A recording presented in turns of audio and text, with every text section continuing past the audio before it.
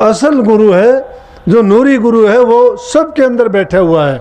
और उसको देखने के लिए, जानने के लिए, उनका दर्शन पाने के लिए हमें अंदर में अपने मन को जोड़ना पड़ेगा, उसी के लिए अभ्यास करना पड़ेगा। एक दिन का काम नहीं है, किसी के लिए ये कठिन और मुश्किल भी नहीं है। लेकिन अगर संतों के संग में जाके तुम ये नहीं भी कर पाते हो तो भी चिंता करने की ज़रूरत नहीं है। मैं कहता हूँ कलयुग में तो संतों ने इतनी छूट कर दी कि जो बुराइयों को त्याग देगा, सच्चाई के रास्ते पर चलेगा, उस जीव का भी कल्याण हो जाएगा। क्योंकि राजा जनक की भी बात आपने सुनी होगी, कही है, जगह जगह आता है कि धन धन राजा जनक को जिन सुमरण किया विवेक, और एक घड़ी के सुमरण से तारे पुरुष अनेक। एक घड़ी के सुमरण से ही, जब एक घड़ी के सुमरण से, आप तो कहते हो हम बहुत नाम का सुमरण करते, कौन सा सुमरण करते हो? सुमरण हम तो बैखरी बाणी जबान से भी नहीं करते। सुमरण भी मैंने पहले भी फरमाया 3 प्रकार के हैं। जाप है, अजपा है, अनहद है। जाप जबान से जपते हो, अजपा अपने आप जपा जाता है, अनहद का तो कोई ठिकाना ही नहीं है। लेकिन वो अवस्था तो बहुत दूर की बात है। लेकिन संतों ने तो इसको भी कह दिया कि जाप मरे, अजपा मरे, अनहद भी मर जाए, कि इन तीनों को भी इनका कोई महत्व नहीं है, कि जाप भी खत्म हो जाता है, अजपा भी मर जाता है, और अनहद से भी ऊपर जाना पड़ता है। और आगे कहते हैं सूरत समानी शब्द में ताई काल नहीं खाए। काल से बचने के लिए ये सूरत शब्द के अंदर जाके समा जाती है। जिस प्रकार से बूंद जाके सागर के अंदर मिल जाती है, वो अपना आदि घर है। उस आदि घर से ये रूह बिछड़ के आई थी, धार रूप में आई थी, शरीर उसी से रोशन है। जो ऊपर से नीचे की ओर आई थी, उसी को पलट के ऊपर की ओर लेके जाना है। जब तक ये इस देह रूप में है, तब तक शरीर से संबंधित चीज़ों की चाह बढ़ती रहेगी। लेकिन जब इसको खाली करके और रूहानी मंडलों में ये विचरण करेगी, फिर इसकी वो चाह अपने आप खत्म होती चली जाएंगी। इसलिए मनुष्य चोला बड़ा कीमती है, और आपको हमें मिला, इसकी कीमत जानना चाहते हो, इसकी कीमत जानना चाहते हो तो देवता लोग भी कहते हैं कि हमें एक बार मिल जाए, एक बार भी हमें इंसान का चोला मिल जाए, हम जीवन को सफल कर लें। लेकिन हम ये हैं कि हमें इंसान का चोला मिला है और फिर भी इसको बर्बाद करते हैं। किस में? विषयों में, विकारों में, शराबों में, कबाबों में, बुराइयों में, निंदा में, चुगली में। अरे उनकी जगह माँ बाप की सेवा करो, बूढ़े बुजुर्ग की इज्जत कदर करो, जबान से मीठे बोलो, किसी का कर सकते हो तो भला करो, परोपकार करोगे तो ही परमार्थ के रास्ते पर चलते हो। स्वार्थ हर इंसान करता है। स्वार्थ होता है अपने लिए, अपने हित का काम। परोपकार होता है दूसरे की भलाई का काम। परमार्थ होता है ये आध्यात्मिकता है। परमार्थ होता है अपने जीव के कल्याण का काम।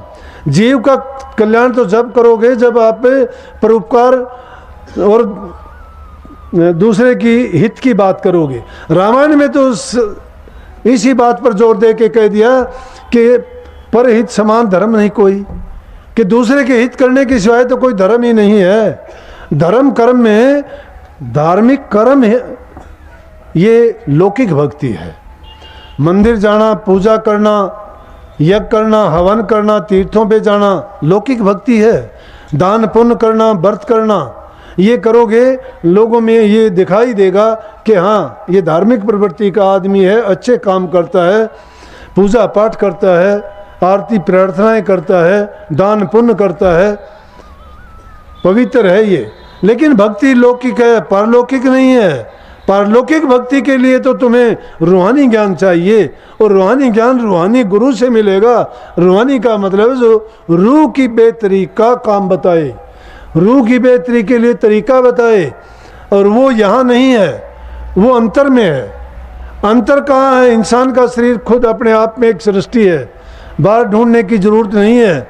जिसको खोजना चाहते हो, ये सारी सृष्टि 5 तत्व 3 गुण से निर्मित है। इंसान को परमात्मा ने अपने बाद में दूसरे नंबर का बनाया है। अगरचे बंदा खुदा नहीं है, लेकिन ये खुदा से जुदा नहीं है। खुदा तो नहीं है ये इंसान, लेकिन ये जुदा भी नहीं है। वो वहाँ बैठा हुआ इन मांस के पुतलों को बना देता है, लेकिन इंसान यहाँ बैठ के मिट्टी के बना देता है। टूटते ये भी हैं, टूटते वो भी हैं। बना लेता है लेकिन ये जीव नहीं डाल सकता। जो जीव है उसकी जब चिंता की जाएगी, उसकी परवाह की जाएगी और उसके सुख की और उसको इस संसार सागर से निकालने की जब चिंता होगी, तब आप नाम का, गुरु का और सत्संग का महत्व जानोगे। बुराइयों से निकल जाना भी बहुत बड़ी अच्छी बात है, ये मैं पहले ही बता चुका। लेकिन अच्छे कर्म करना आदमी को अच्छे फल देगा, बुरे कर्म करने वालों को बुरा मिलेगा। लेकिन इस बात की चिंता ना करना कि आप क्या करते हो, करो, सोच समझ के करो, बुराइयों से बचो, अच्छे कर्म करते जाओ, अच्छे का कभी बुरा नहीं होता। आज दुनिया में देखते हो, जब जब भी समाज सुधारक आए, ऋषि मुनि आए, संत महात्मा आए, उन्होंने सबसे पहले समाज में फैली कुरीतियों को दूर किया। अब बच्चों को संस्कार नहीं दे पाते हम घरों में, इसीलिए आज बच्चे अपनी मनमानी करते हैं। स्कूल कॉलेजों में भेज देते हो, बाहर हॉस्टलों में भेज देते हो, तुम अपना पीछा छुड़ाते हो। स्कूल से आते जा ट्यूशन पे, ट्यूशन से आता जा हॉस्टल में, हॉस्टल में छोड़ दिया, ना माँ की कदर जानता, ना बाप की, ना रिश्तेदार की, ना नातेदार की, कोई किसी के लिए प्यार नहीं है। क्यों नहीं है? उनसे मेल मिलाप नहीं, उनके साथ बोलचाल नहीं। उसके साथी कौन हुए? किताब हुए या उसके साथ पढ़ने वाले हुए। पढ़ने के बाद उसका काम क्या है? सिर्फ पेट के लिए काम करता है, नौकरी पेशे के लिए पढ़ाया जाता है। इंसान का काम सिर्फ पेट पालना है, ये तो जानवर भी अपना पेट भरते हैं। संतान पैदा करना है, सब जीव जंतु पैदा करते हैं। अरे ज्ञान प्राप्त करना एक अलग चीज़ है, 2 अक्षर का ज्ञान प्राप्त करके इस पेट की पूर्ति के लिए सिर्फ काम है। जो काम करना चाहिए था वो तो कहीं भी नहीं सीखा। इससे अच्छे तो हमारे पुराने ज़माने के गुरुकुल थे। गुरु की शरण में जाके शिष्य हर प्रकार का ज्ञान प्राप्त करता था, सारी की सारी ज्ञान सीखता था। औषधि का ज्ञान, योग का ज्ञान, पढ़ाई का ज्ञान, ज्योतिष का ज्ञान, सब के सब, शस्त्र विद्या, जो भी होता था सब का सब वही। आज सिर्फ एक चीज़ के लिए ही, क्योंकि ज़रूरत एक ही है, बस वो हो जाता है। बच्चा अपने काम पे चला जाता है, शादी हो जाती है। माँ बाप अगर भूले से कभी चले गए तो माँ बाप को छोड़ के चले जाते, कहते हैं कि हमें तो नौकरी पे जाना, तुम घर रहो चाहे वापस चले जाओ। कौन माँ बाप उसके पास रहेगा? वो तो उस ऐसी हालत होगी जैसे कवाव थी, बोली आंधी गधी कुम्हार किर बच्चे जामे साथ, लद लद के चल दिए गली होगी आप।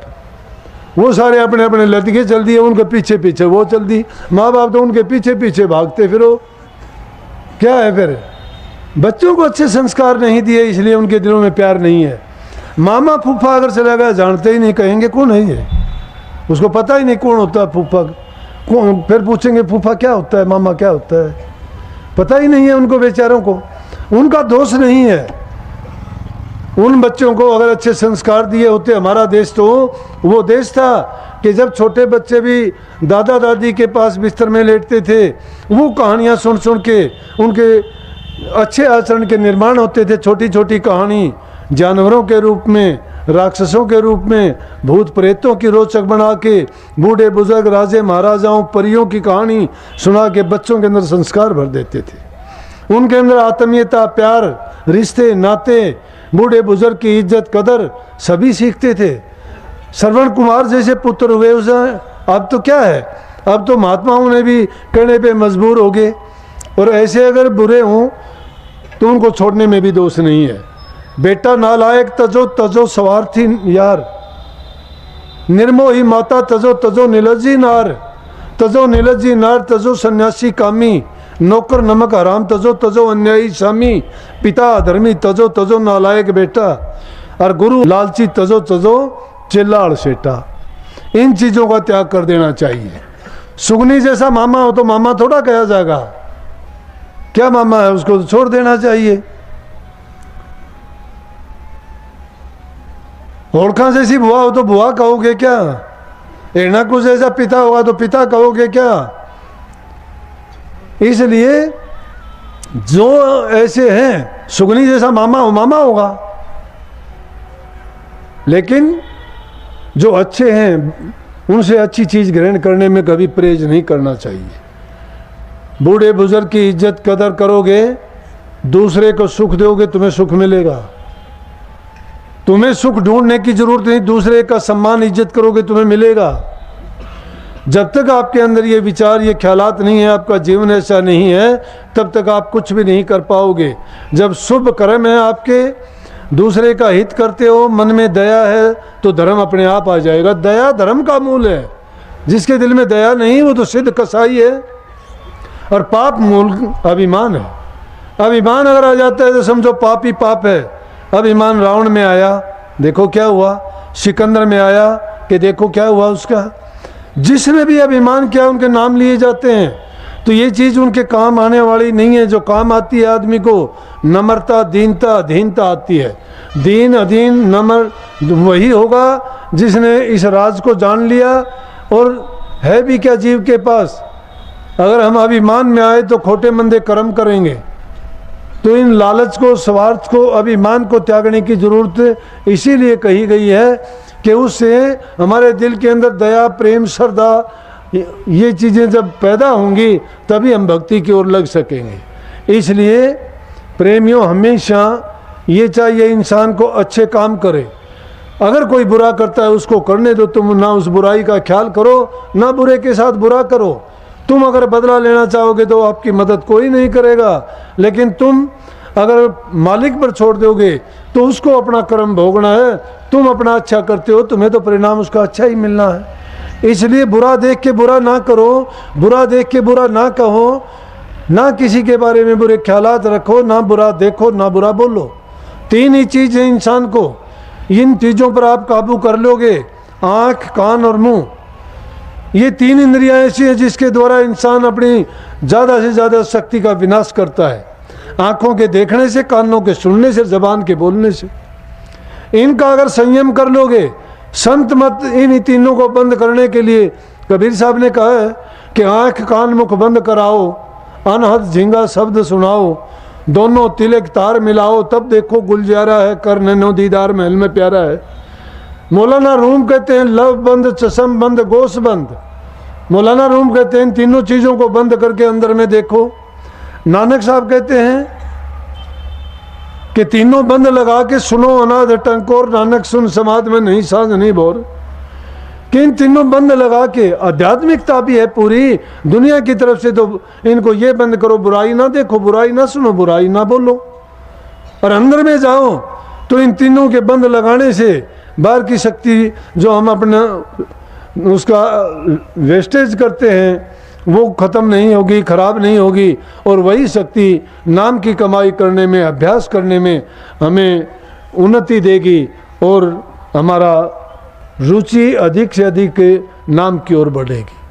तो भाई मैं खूब आया करो, लेकिन आके सत्संग की बात सुन के अपने साथ लेके जाया करो। अगर आप उनको मानोगे तो निश्चित रूप से कल्याण है, भलाई है, आपकी बुराइयों से बचोगे।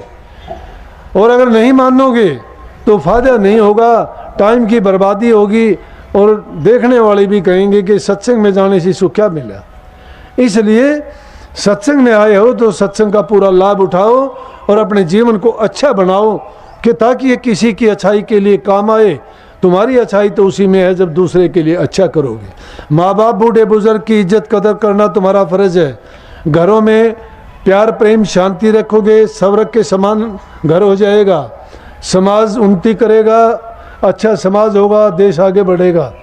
लेकिन जब तक तुम्हारे खुद के मन अंदर शांति नहीं है, घरों में शांति, प्यार नहीं है, ना भक्ति कर सकते हो, ना सुखी रह सकते हो। सुखी रहोगे तो मन भी आपका भक्ति में लगेगा, नाम में लगेगा, रुचि बढ़ेगी और अच्छा ही अच्छा होता जाएगा। जिस घर में कलह होती है, झगड़ा होता है, उस घर में लक्ष्मी चली जाती है। वहाँ तो शमशान जैसा हाल हो जाता है, नरकों जैसा काम हो जाता है। इसलिए इन बुराइयों से बचो, नेक कमाई में, अपने काम में विश्वास रखो, अपनी कमाई शुद्ध कमाई करो। हर प्रकार से आपका जीवन सुखी और खुशहाल होगा। सबको आशीर्वाद। राधा।